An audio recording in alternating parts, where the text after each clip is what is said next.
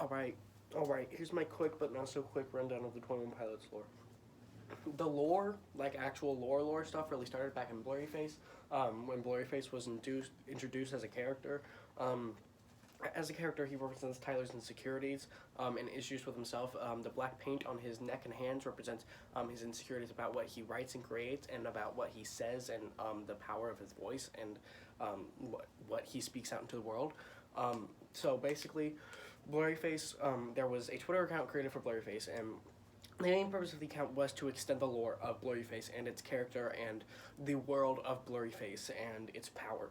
Um, a lot of people outside of the clique saw it as just like him tweeting random messages in weird ways with weird spaces.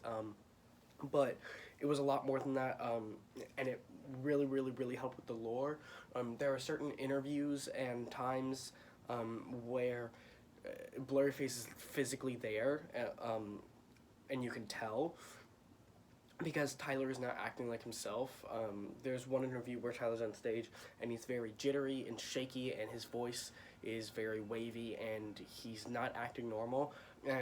That is very obviously Blurryface acting there. Blurryface was not only a Twitter account and a character that we can't see. He would be in public at several times, often.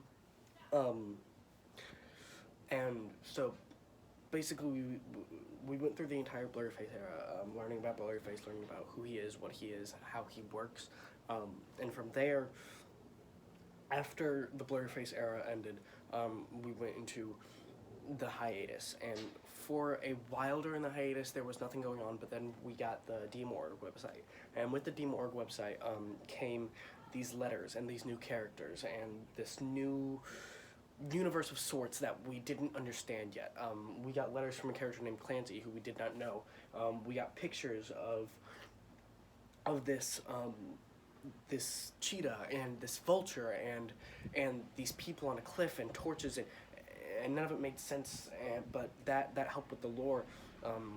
We later figured out that Clancy is a character that is in Dima and is continuously learning the problems and issues within Dima and the problems and issues within con- conforming to what Dima wants you to do. We also eventually learned that what Vialism is, which is a religion of some sorts that is in Dima, where it it's it's a religion where your main goal is basically to get as much attention and praise and to be as known as possible, and the end goal to get that final attention is to kill yourself, to commit suicide.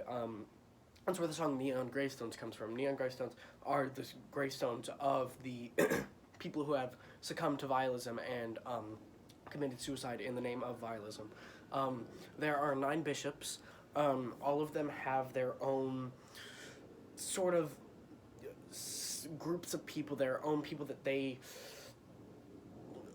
focus on, and I don't want to say protect, but sort of keep confined and keep within Dima. Tyler's bishop is Nico, and Clancy's bishop is Keon's.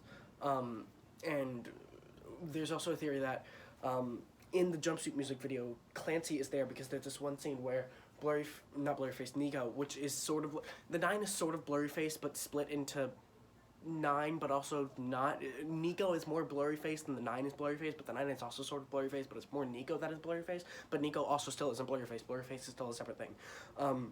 They're both in the same universe and not in the same universe. It's very complicated. But basically, there's this one scene in Jumpsuit music video where we see this widescreen shot, and Nico is coming towards Tyler on a horse.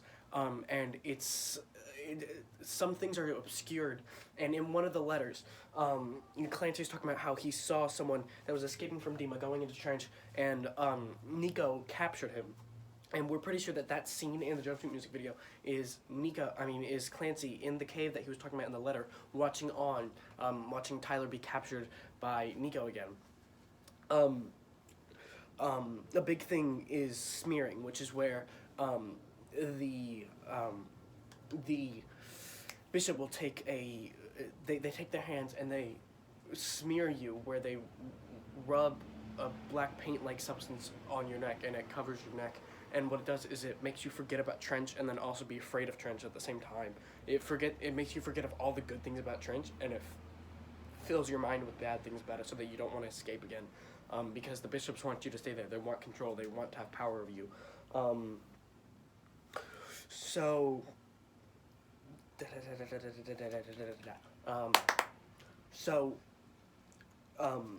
with all of that, we understand what role Tyler plays in the universe of Dima, and outside of Dima, what role Blurryface plays, what role the Nine plays, what role Clancy plays.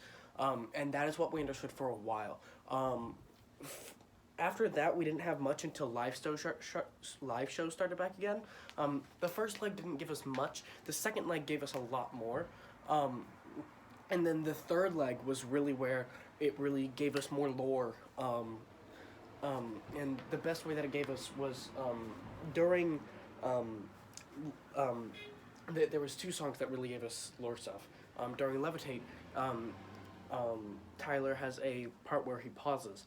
And in that part, you see Nico, but as a skull, and he's looking around, and everyone's silent, everyone's still, and it's as if he is looking for Banditos or looking for Tyler, and we are sort of protecting him from Nico. And Nico, because Tyler is surrounded by all of us, is sort of fading and dying in a sense, because he doesn't have the power that he has when he has control over Tyler. And in that same leg, during Nico and the Niners, what he used to do is he would go over the bridge. There was this large bridge that he would walk over onto B stage. But in the third leg, he split the pit and would walk directly through the pit on the floor, which shows him being more connected to the Banditos and to Trench, and being able to walk into Trench with and through the Banditos, opposed to having to be afraid and be worried and be scared of getting to Trench, because he still has that doubt in his mind of is Dima where he should be or not. Clancy struggles with that a lot. He struggles with not knowing if Dima is a place of torture or a place of comfort, because Dima is what he has known for so long. He really only understands the comfort of Dima and the bishops and what happens in Dima, but he also does understand the issues and the problems with vialism and everything that it stands for. So Clancy struggles with that the most. In the most recent letter that we just got, he calls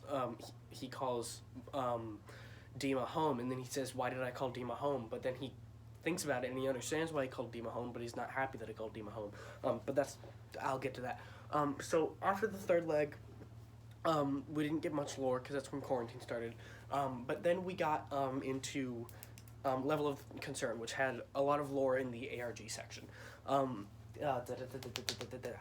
lot of lore in the ARG section. There was this one part in the ARG section where we had to put in codes to get into a website. Not the Level of Concern codes to get the USBs, but we had to put codes to get into a website called Tell Me We're Alright, Tell Me We're Okay.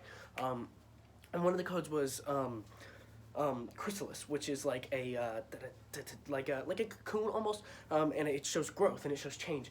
And Level of Concern is known to be sort of as a bridge onto the next era, and the theory as of right now, and it's a really good theory considering what I'm about to say in just a minute, but the theory is that the Chrysalis shows growth, and it's proving that Level of Concern is moving into the next era. After Level of Concern ARG and all that stuff happened, we got a little bit more lore, like with the Level of Concern ARG, but not that much more. The next time we really got lore was, the next time, so after the Level of Concern ARG, we didn't have much lore for a long time. We got Level of Concern Live from Outside, which didn't have any lore. We got Christmas of the Year, which didn't have any lore. But then, after basically just silence for a long time, the header desaturated by 21%. And then the next week it did, and then the next week it did it for 5 weeks, and then after 5 weeks, the header was fully black and white and also didn't have the logo on it anymore, the header on Twitter. It didn't have the logo on it anymore. It had no more logo on it, it was fully black and white. And then today, Dima.org, which, once again, came to be in 2018, summer of 2018. That was created in summer of 2018. Last time it was used was in like in November of 2019. It was updated today, out of the blue. What happened was we got a new letter, which I talked about. How Clancy called. He talks a lot about the experience he had with seeing Tyler and Nico. He talks a lot about that because it seems to have really affected him. But we got that letter. We also had the entire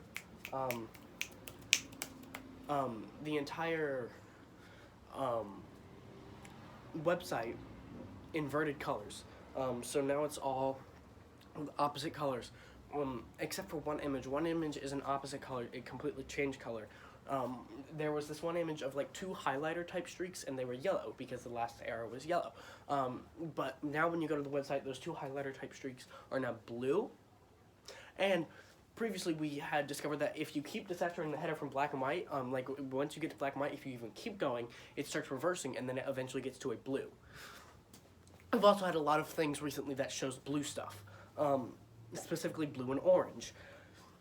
And with the new inverted demo org, if you tap and hold a picture, it inverts it. So all of the pictures, if you tap and hold them, they go back to their original state, and you see them in their original state, except for that one highlighter one.